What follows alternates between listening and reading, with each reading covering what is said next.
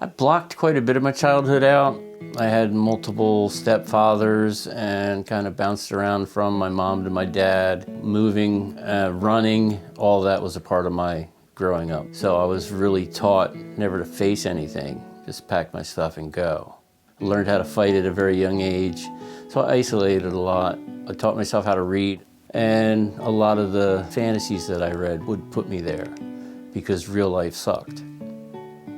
I remember drinking a couple sips of my dad's beer, and I remember the feeling that I got from it.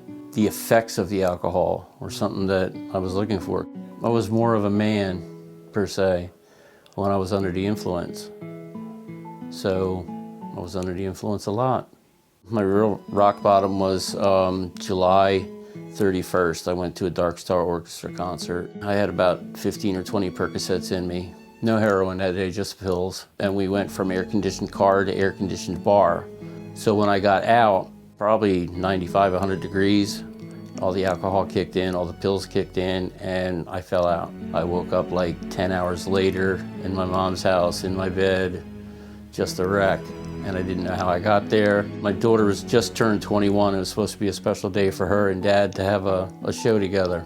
She was waiting her whole life for that. And the real me showed up. You know, the real drunk me. A couple days after that, I turned myself into detox, and it's been an uphill climb ever since. I went to detox and rehabilitation center, and they recommended that I come here. Something just clicked. The knowledge that they have, the way that they put it in front of me, the way they helped me find myself. I do talk to some newcomers, and I tell them about FHR, and I tell them that it's a great place to come to get the tools that you need to build your little toolbox for recovery. If you want it, it's available. It's something that you have to want for yourself. Just something that I feel compelled to do is to try to give back.